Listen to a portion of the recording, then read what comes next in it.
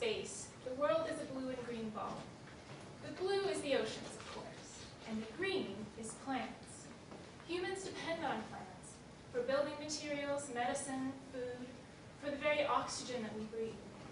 But when plants get in our way, we have no hesitation in cutting them down and paving them over.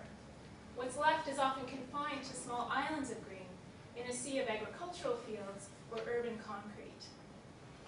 It's easy to see vegetation the way we see it from a speeding car driving down a country road.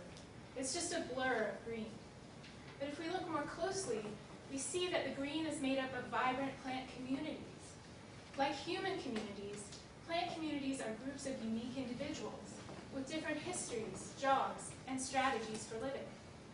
Plant communities are populated by dozens of species, each of which has evolved beautiful and clever adaptations to its environment.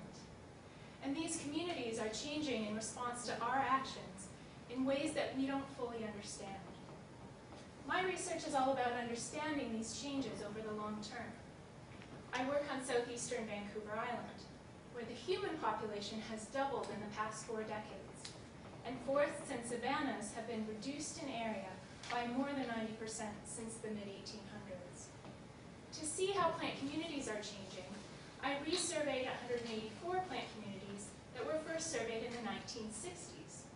The idea is simple, but the opportunity is rare, because in the past, not many people took time to record each species found in a community.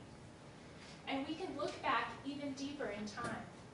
I'm using tiny plant microfossils called phytoliths, which are stored in the soil when plants die. These little fossils are like forensic clues, helping us to reconstruct what plant communities looked like hundreds and even thousands of years ago. What I'm finding is that the plants that are thriving are the disturbance-tolerant ones, the weedy types that can handle human interference. And this is what I predicted.